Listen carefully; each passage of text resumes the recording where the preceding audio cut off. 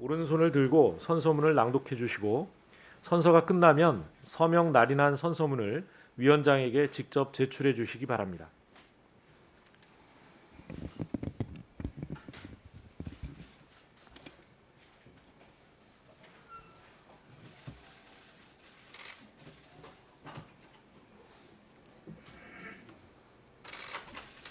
선서 공직 후보자인 본인은 국회가 실시하는 인사청문회에서 양심에 따라 숨김과 보탬이 없이 사실 그대로 말할 것을 맹세합니다.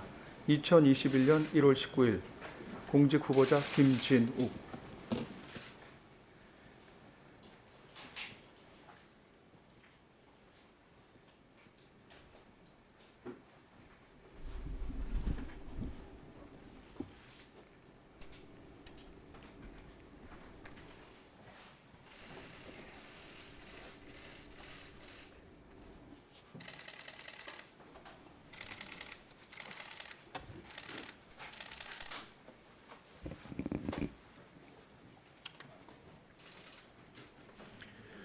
네, 다음은 후보자로부터 모두 발언을 듣도록 하겠습니다. 후보자께서는 다시 발언대로 나오셔서 모두 발언해 주시기 바랍니다.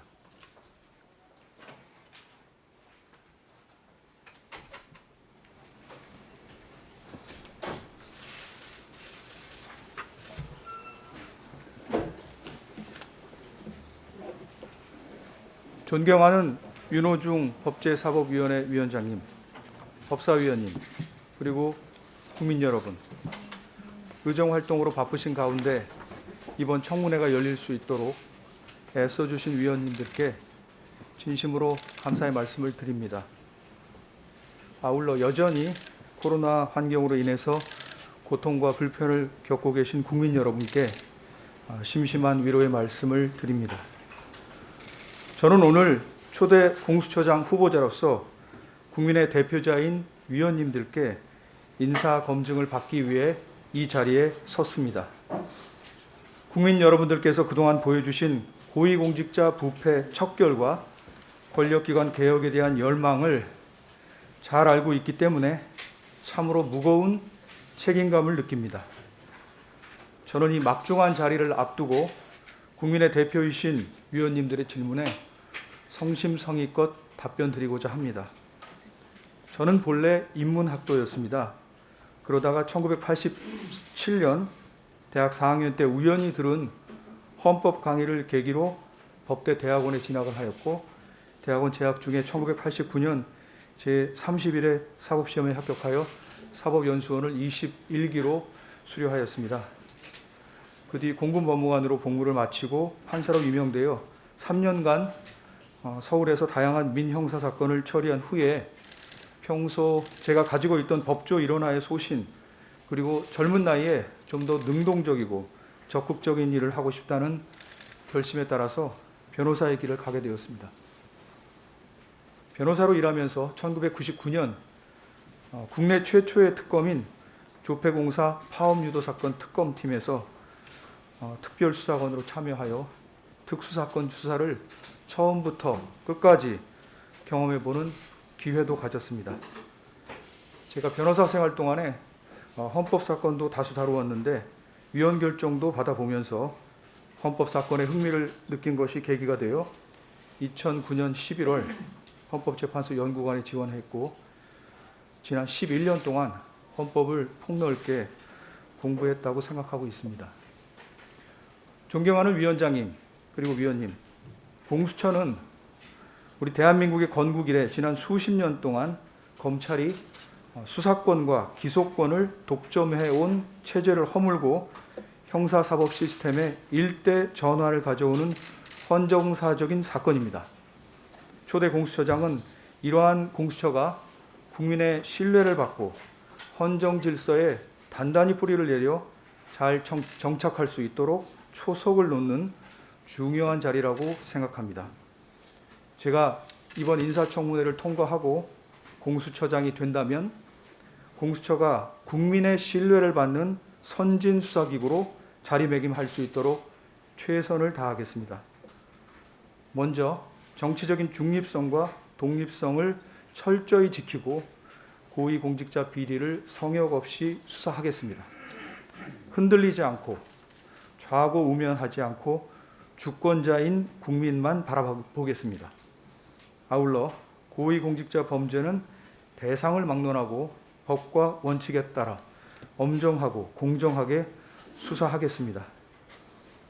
둘째, 헌법상 적법 절차 원칙에 따른 인권 친화적인 수사 체계를 확립하겠습니다. 우리 헌법이 천명하고 있는 법의 지배와 적법 절차의 원칙은 모든 국가 권력으로부터 국민의 기본권을 보호하기 위한 헌법상의 대원칙입니다. 실체적인 진실 발견에 최선을 다하면서도 인권을 침해하지 않도록 헌법 원칙에 따른 품격 있고 절제된 수사를 공수처의 원칙으로 하겠습니다. 셋째, 수사권과 기소권 운영에 모범이 되는 제도를 마련하고 다른 기관과도 협력하겠습니다. 잘 아시다시피 헌법재판소가 출범한 뒤에 국민의 기본권을 심장하는 전향적인 결정들을 내놓으면서 법원 역시 헌법 정신과 국민의 기본권에 유의하는 판결을 내놓는 등으로 국민을 위해 선의의 경쟁을 하는 모습을 보여주었습니다. 공수처가 선진 수사기구의 전범이 되도록 하여 국민의 신뢰를 얻고 그 신뢰를 바탕으로 다른 기관과 협력하고 발전하면서 견제와 균형의 헌법 원리가 실현될 수 있도록 하겠습니다. 마지막으로 다양성이 존중되고 자유롭게 소통하는 수평적인 조직 문화를 만들겠습니다. 공수처 출범 즉시 공정하고 투명한 채용 절차를 마련하여 다양한 경력과 배경을 가진 유능한 인재들을 선발하겠습니다. 동시에 조직 내부에서도 견제와 균형이 이루어질 수 있도록 직제를 만들고 수사 절차를 운영하며 자유로운 내부 소통을 위한 수평적인 조직 문화도 구현하겠습니다. 존경하는 위원장님, 위원님, 그리고 국민 여러분, 지난 55년 동안의 제 인생 전체가 심판대에 오른 것 같은 인사청문회를 앞두고 제 삶을 뒤돌아보니 제가 남들이 가지 않은 길, 또 하지 않은 선택을 많이 해온 편인 것 같습니다. 그 과정에서 시행착오와 허물도 많았던 것 같습니다. 공수처가 이제 걸어가야 할 길은 우리 헌정사가 지금까지 가보지 않은 길입니다. 저에게 초대 공수처장으로서 일할 수 있는 기회가 주어진다면 비록 예상하지 못한 어려움이나 시행착오도 있겠지만 가보지 않은 길에 도전하는 마음으로 국민의 눈높이에서 국민과 소통하며 국민과 함께 이 길을 가고자 합니다. 마지막으로 정의당에서 공개 질의한 사항도 제가 잘 알고 있다는 말씀을 드립니다. 그리고 오늘 청문회장에서 답변이 되리라고 생각합니다. 위원님들 바쁜 일정 속에서도 청문회 준비하시느라 노고가 많으셨으리라 생각합니다. 위원님들 말씀을 국민의 목소리로 듣고 경청하겠습니다. 감사합니다.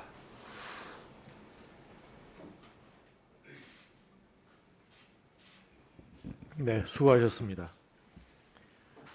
다음은 질의 답변 순서입니다.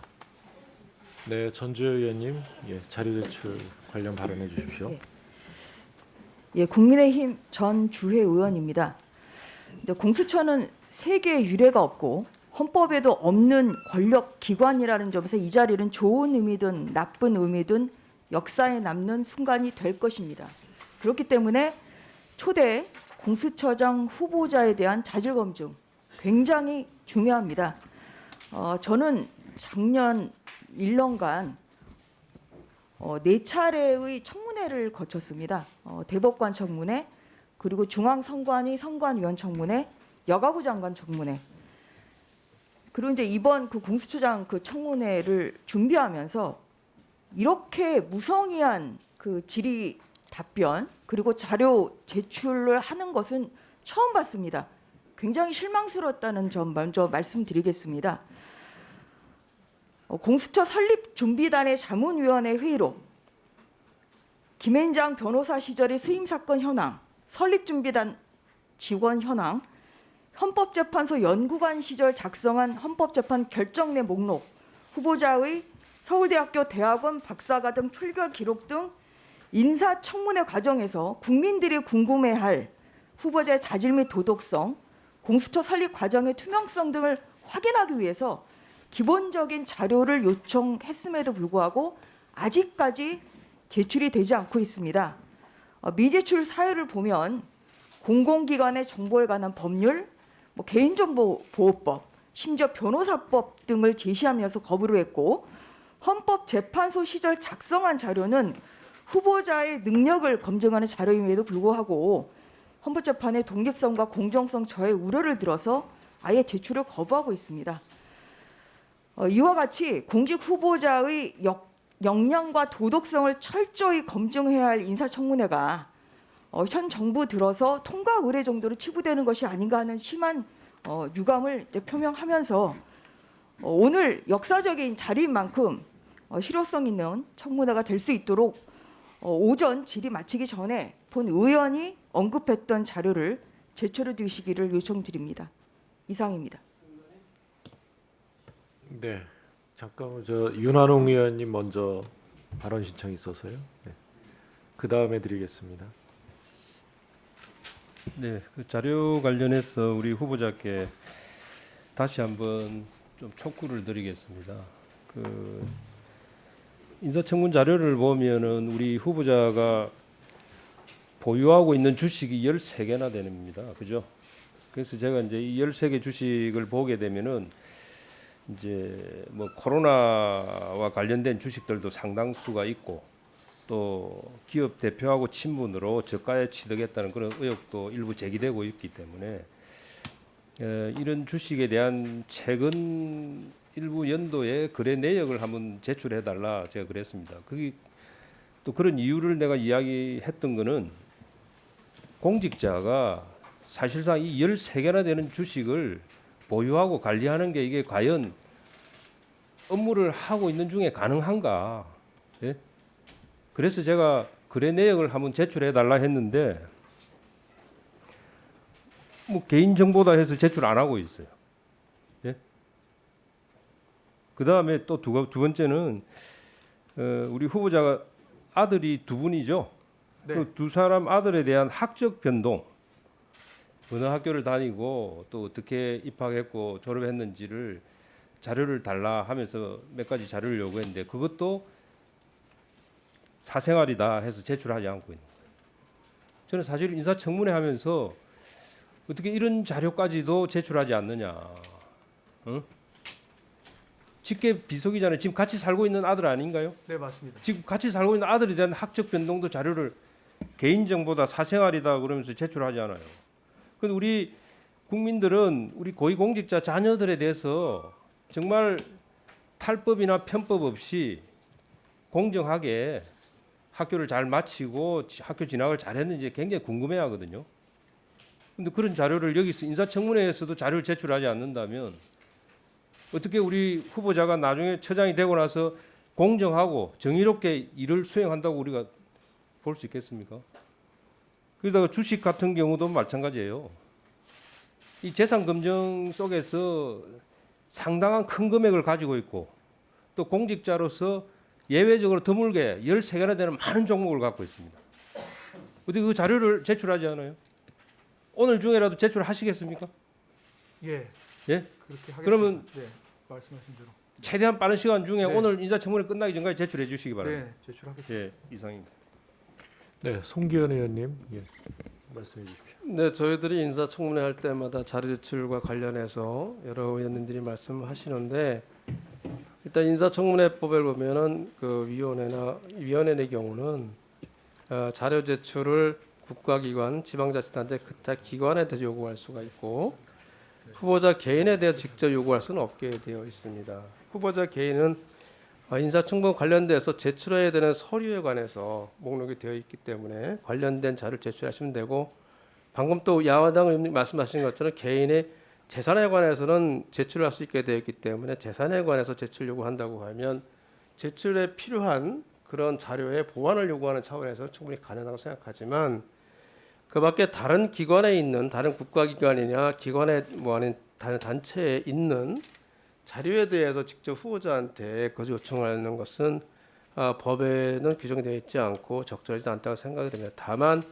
해당하는 단체에서 만일에 후보자 개인의 동의를 요구한다고 하면 그 경우에는 후보자 개인께서 그 부분에 대해서 동의를 한다는 뜻을 그 기관에 이야기를 할 수 있겠지만은 이 기관 자체에서는 이 청문회 자체에서는 후보자 직접 요구하는 건 적절하지 않다고 생각됩니다. 따라서 만일에 그런 부분이 있다고 하면 그 단체에서 왜 그 제출하지 않는지에 관해서 그 단체에 질의하셔서 해결해야 될 문제를 갖고 만일에 그쪽에서는 후보자가 동의하지 않아서 제출하지 못하겠다고 한다고 하면 이 자리에서 후보자한테 그 부분에서 왜 동의하지 않느냐 그렇게 얘기하시면 맞다고 생각이 됩니다. 다시 한번 위원장님께서는 자료 제출 문제에 대해서는 후보자가 직접 제출할 수 있는 것과 또 동의해야 되는 부분과 또 기관에 대해 요구하는 것과를 정리해 주셔서 조속히 질문과 답변이 진행될 수 있도록 운영했으면 좋겠다는 말씀드리겠습니다. 네, 네.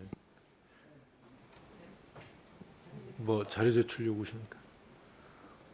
조수진 의원님. 예. 국민의힘 조수진 의원입니다. 공수처는 헌법상 입법, 사법, 행정 어디에도 속하지 않는 초헌법적 기관입니다. 누구로부터 견제를 받지 않은 무소불위 기관이다. 이런 지적도 많습니다. 헌법재판소가 공수처법 위헌 여부를 심리하고 있음에도 불구하고 더불어민주당은 야당의 비토권까지 없애는 법률 개정을 밀어붙였습니다. 이 역시 헌법재판소가 위헌 여부를 따져보는 중입니다. 그런데도 더불어민주당과 문재인 대통령은 공수처 출범을 강행해서 오늘 이렇게 인사청문회가 개최되게 됐습니다.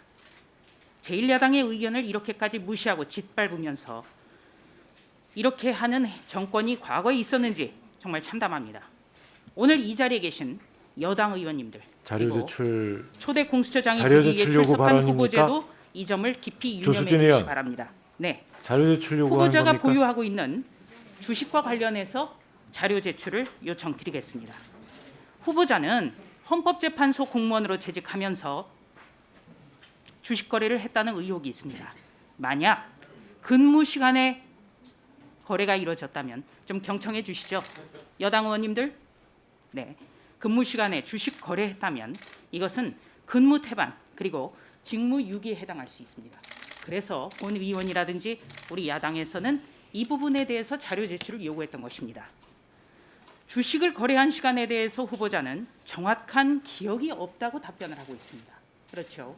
그래서 이미선 헌법재판관의 경우에는 인사청문회 검증 과정에서 법관 재직 시절에 근무 시간을 이용해서 주식 거래를 했다는 의혹이 불거졌고 이에 대해서 본인의 주식 거래 내역 전부를 제출한 바 있습니다. 후보자에게도 기억이 없다. 거래한 시간은 정확한 기억이 없다. 이렇게만 답변하실 것이 아니라 이미선 헌법재판관의 경우에 비춰서라도 자료를 성실하게 제출해 주시기 바랍니다. 이상입니다. 네, 전주혜 의원님. 네. 이제 그 앞서 이제 그 존경하는 송기현 의원님 말씀하셨습니다만 그 본 의원이 그 요청했던 그 자료 중에는 그 후보자가 작성한 그런 자료들도 상당수 있습니다. 헌법재판소 연구관으로 재직 중 가장 기억에 남는 업적이 뭐냐 아니면 결정내가 뭐냐 이것은 공수처장 후보자로서 국민들이 궁금해하는 부분이고 어떠한 그런 가치관을 가졌는지를 볼 수 있는 그런 아주 중요한 자료입니다. 이런 것마저 지금 제출을 안 하고 있고 본 의원의 질의에 대해서는 특별히 기억에 남는 업적은 없다. 매 순간 최선을 다했다. 굉장히 판에 박힌 무성의한 그 답변이었고 자료 제출조차 되지 않았습니다. 그렇기 때문에 후보자가 어떠한 공직 생활을 해왔고 어떤 가치관을 가지고 결정을 했고 이런 것은 국민들 시각에서도 굉장히 중요한 부분이기 때문에 그 본 의원이 그 요청한 그 자료 중에서 오전까지 그 질의까지 제출할 수 있는 자료는 제출해 주십사는 요청을 다시 한번 드리는 바입니다.